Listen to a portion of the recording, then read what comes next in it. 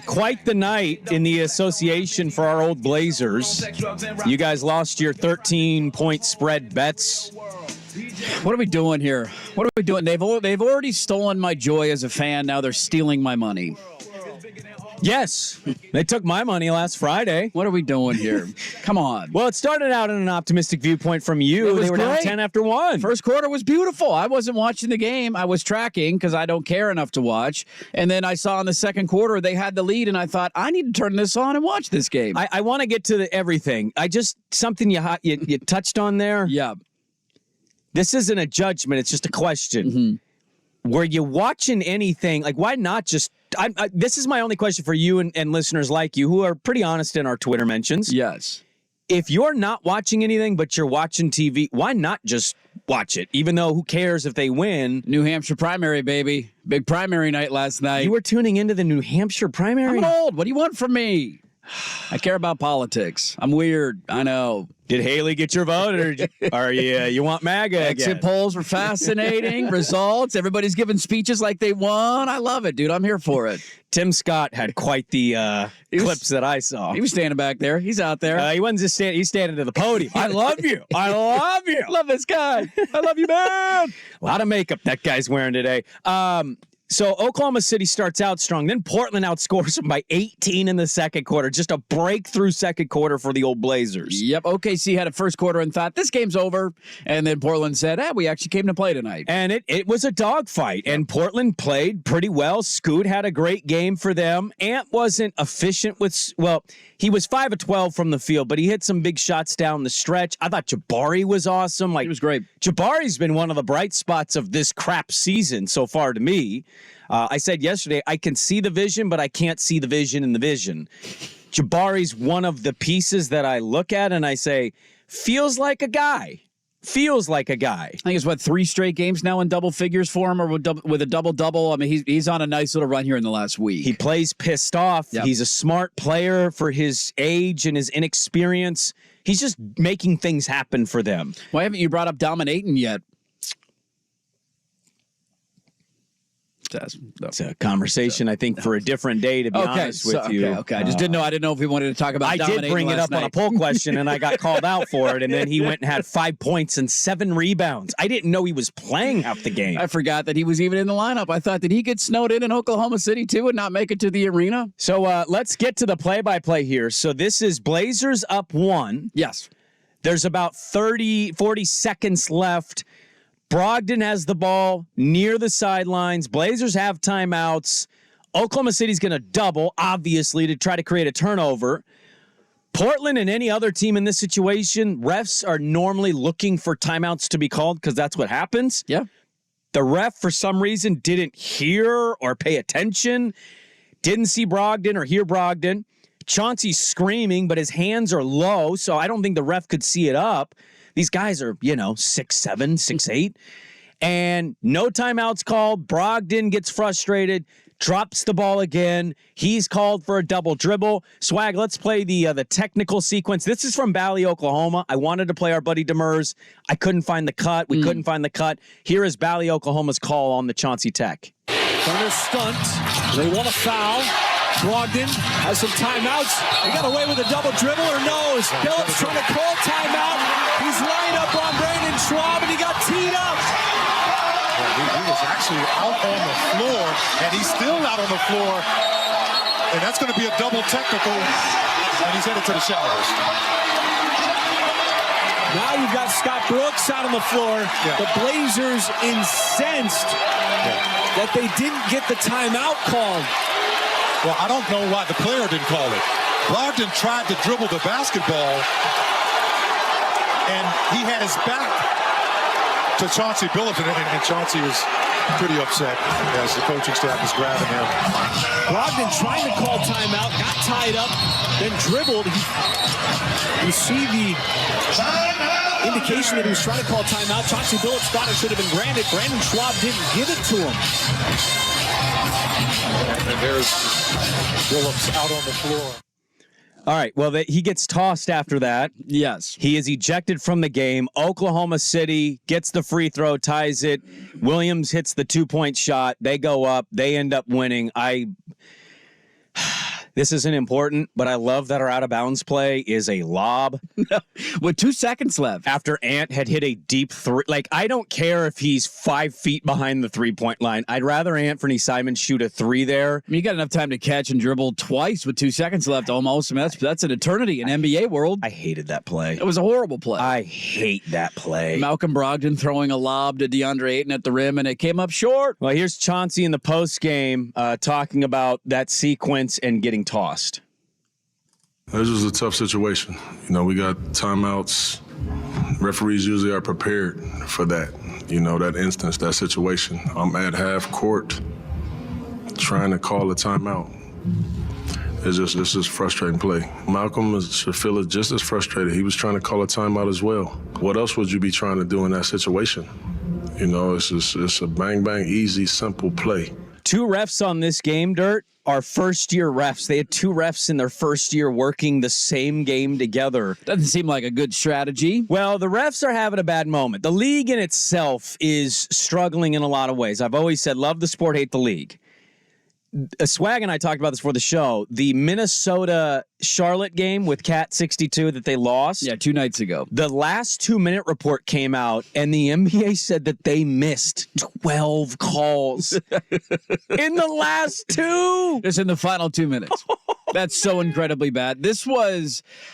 who cares about winning and losing, right? Like if you're tied up and oh my God, I'm so bummed that they lost. Like get a life and go outside and touch some grass. Well, but it would look. I hear you, but it would have been kind of cool for them to win that I don't game. care. No, it would. It means literally nothing in the grand scheme of things. Nothing changes. Okay, you're fine. still in the same spot. There's no impact. All right, win you or loss. poo-pooed my party. Leave me alone. But here's what I will say. I'm actually, first off, it turned out perfect because it was a competitive game that you lost, and that's exactly what you want. You don't want to get blown out. You want to be involved late and give fans a reason to watch for 4 quarters.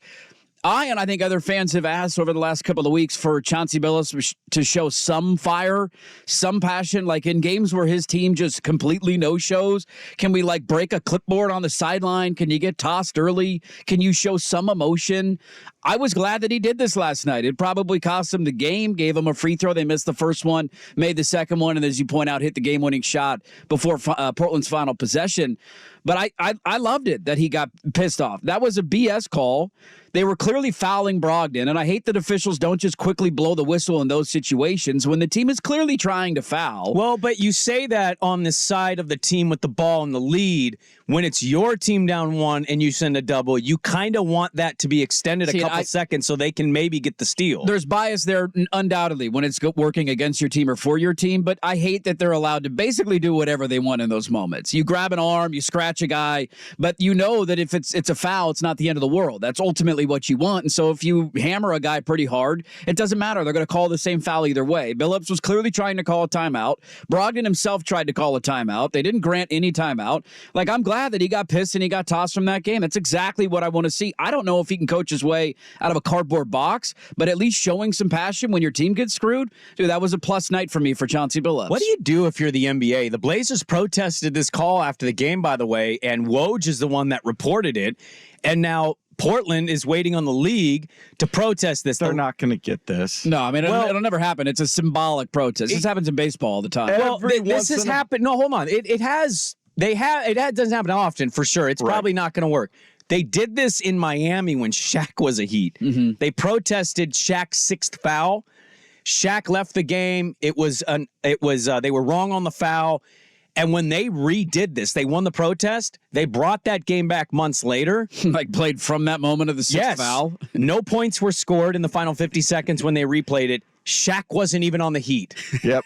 Shaq was gone at that point. That's fantastic. So, that's the last time this protest has worked. That was a technical scorebook keeping error. Yes. Like in the book, they assessed an extra a foul to the wrong player or something like that. It takes a very, very specific technical miscue like that. Isn't this this does kind of fall under that, right? It's standard still, timeout. you're just going to say that the official didn't see it. You need to be more vocal. If you saw need the to call pool it sooner. report from the lead official, that official over there was correctly in position, and he was staring at Brogdon to call the play. It's not his responsibility, as Chauncey alluded to pay attention to him if the play is in front of him. Well, here's the other part of this. Now, what the offside official's looking at, I have no idea. That's what I'm saying is like there has to be a ref keeping an eye on Chauncey specifically in that moment while the sideline ref is watching the play and the other ref is keeping an eye on things. You have to have an eye on the coach. Yeah. I mean, that's just standard protocol. And this league right now, damn the Portland stuff. I mean, that was wild, and it sucks to lose like that. This league has a little bit of a ref problem right now. Oh, it for sure does. And you know where this is going to hurt the most? Playoffs. You wait until that sequence happens in a playoff game. Then what's the league going to do? I mean, I can't remember who they were playing, but the Lakers had this moment earlier in the season. It was almost an identical play where they inbounded the ball. Was it LeBron who had it, or he was maybe away from the ball? But there was a strip and an easy layup. But they granted the Lakers the timeout in the game because it was somebody got trapped or double teamed in the backcourt. He eventually had the ball stolen from him, and then somehow, as the ball was already stolen, they granted the Lakers a timeout. Yep. And so there's a lot of inconsistency here. The only other thing that that was the Phoenix game. Was it the Laker-Phoenix game? I just remember it was LeBron and everybody. Of course, the Lakers get that call, and here it is, Portland not getting the call. The only other thing that I just got to get off my chest from last night, and I have harped on this a lot this season, and I got to do it again. Yeah, go ahead. Dude, I have not watched every Blazer game from start to finish. You didn't even watch last night. This team sucks, and I don't care that much. Stop crapping on my team. But I was watching last night because they were costing me money, and I wanted to see if OKC would wake up. In the process of watching, it was really fun to see Scoot have one of his best nights in the NBA. Scoot was fantastic last night, and there were moments where he was a plus 17 off the bench. I know we don't care that much about that stat, but that's important for me. He had the moment late in the game where he drove and had the good finish at the rim, the and one, that was a strong move. Dude, in 26 minutes, he was fantastic. And then you get in the final 4 minutes of the game in which he has played one of the best games of his NBA career, and what happens? They sit him on the bench for Malcolm Brogdon. Yeah. I get it. You're trying to showcase Brogdon. Brogdon is better than Scoot. Nobody would argue against it, but it drove me nuts last night. You don't need to showcase a player that everybody already knows about. He won Sixth Man of the Year, and he's having a good little season in Portland. You don't need that's not what it is. This is the only reason I would care enough to watch games, is to see how he develops and how he plays in certain moments. And I get that he's going to have his clunker nights. He's 19 years old, and I understand that. He's had a lot of them this year. He was terrific last night, and to not have him on the floor, handling the ball late in the game, learning valuable lessons that he could lean on, it was driving me nuts at home. My wife didn't know anything about Scoot, and we went to the game Friday. We had pretty good seats for what we paid. She liked the goggles? Well, she looked down and she goes, hey. Who's 00? And I told her, that's the rookie they just drafted. He's a point guard. And she goes, oh, a rookie? And I go, yeah, he's 19. And she goes, he's built like that at 19? And I went, yeah, something ain't right? You should see college football players if you think that's big for 19. You can go see a defensive end.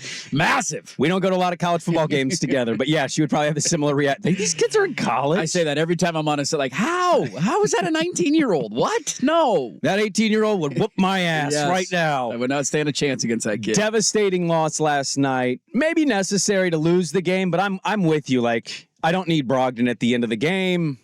Give me the Scoot. Scoot's having a good night. Let him build some confidence all the way through it. He was great last night. Good for Scoot. Joke of the league. Get your refs in order. You are staring down the barrel of a real problematic situation come playoff time if that's the way your officiating is going to be and continues to be.